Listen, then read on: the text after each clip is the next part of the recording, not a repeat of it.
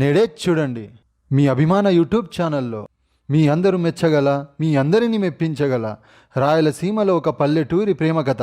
Love birds, love birds.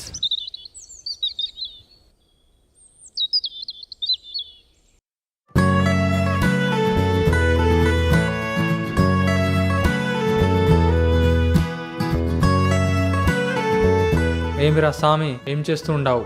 IAS ఎగ్జామ్కి prepare అవుతున్నారా? ఆహా, సరే నాకు ఓ సిగరెట్ ఇయ్యి. ఇందా పట్టు. ఏందిరా, ఆమె మీకోసం ఎదురు చూస్తుండవా? టైం 7 అయిందిగా, వాళ్ళ కోసం వస్తుందిలే, గాబరా పడాకు. సరే సిగరెట్ ఇచ్చిండావు, లైటర్ ఇవ్వవా?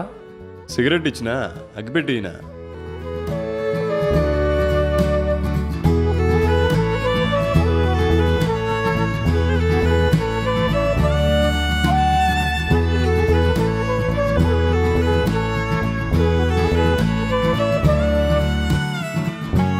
ఒక మిల్క్ ప్యాకెట్. ఏం బా ఈరోజు ఇంత ఏలైంది?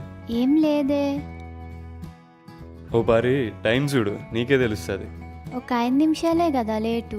నీకు 5 నిమిషాలే కావచ్చబ్బా, నాకు 5 రోజుల్లో అనిపిస్తాయి.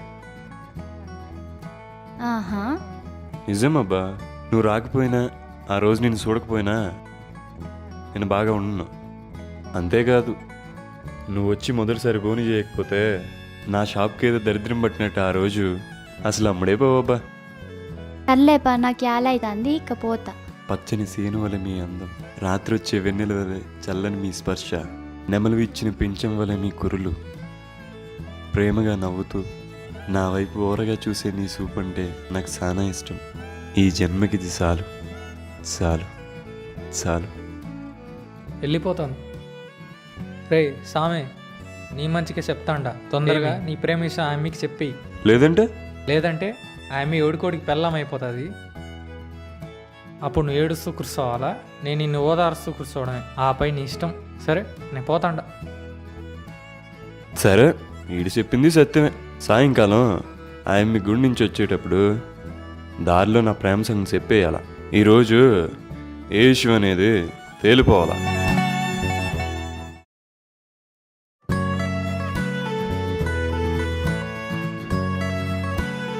సీత, సీత, సీత, సీత, ఆగు, వెళ్ళిపోతున్నావే? నేను నీకోసం ఎదురు చూస్తాండా. ఎందుకు? ఎందుకంటే నేను ఒక విషయం చెప్పాలా. ఏంది సంగతి? అంటే అది సరే నేను పోతా అందా, నువ్వు సోసాయించుకో. ఉండు చెప్తా. త్వరగా చెప్పు, నాకు యాలైపోతుంది. ఈ పాటికే నీకు అర్థమై ఉంటుంది. ఏమర్థమై ఉండాలా? అది నేను నిన్ను ప్రేమిస్తాండా. అయితే ఇప్పుడు నేను కూడా నిన్ను ప్రేమించాలనా? ప్రేమిస్తే ఏం చేస్తావు? పార్కులకి, పబ్బులకి, సినిమాలకి తిప్పుతావా? మరి ఏం చేస్తావు? ప్రేమంట ప్రేమ. అసలు నువ్వు యాడా, నేను యాడా? నేను నిన్నెట్టా ప్రేమిస్తాను అనుకుంటున్నావు? అలా కాదు సీత, చిన్నప్పటికెళ్ళి నా జీవితంలో చెప్పుకోవడానికి పెద్దగా ఏమీలే. ఏదైనా ఉంది అంటే అది నువ్వు నా జీవితంలోకి వచ్చినాకే. నువ్వు నా దరికొస్తే సంతోషిస్తా, నువ్వు రాకపోతే బాధపడతా. నువ్వు నాదానివి అని సంబరపడ్డం తప్ప నాకు ఇంకేం తెలియదమ్మి.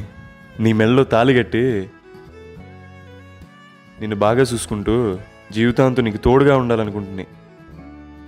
కానీ నా మీద నీకు ప్రేమ లేదని తెలిసాక చాలా బాధగున్నదమ్మి.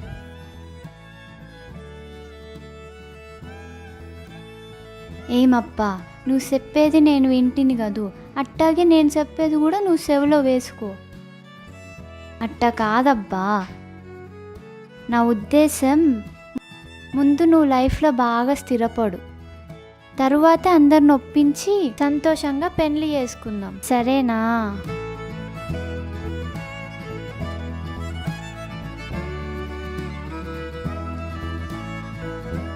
ఇది మా సీను సీతల ప్రేమ కథ. మీలో కూడా సీను సీత లాంటి వాళ్ళు ఉండే ఉంటారు.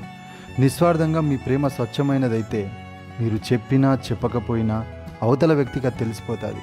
అట్టాగే మీరు చెప్తారని అతను వేచి ఉండొచ్చు, లేదా అతడు చెప్తాడని మీరు వేచి ఉండొచ్చు. అలాని ఎక్కువ కాలం ఉండకండి, త్వరగా చెప్పేయండి. సర్లే మరి, ఇంకా ఉంటా. ఇట్లు రాజమోహన్.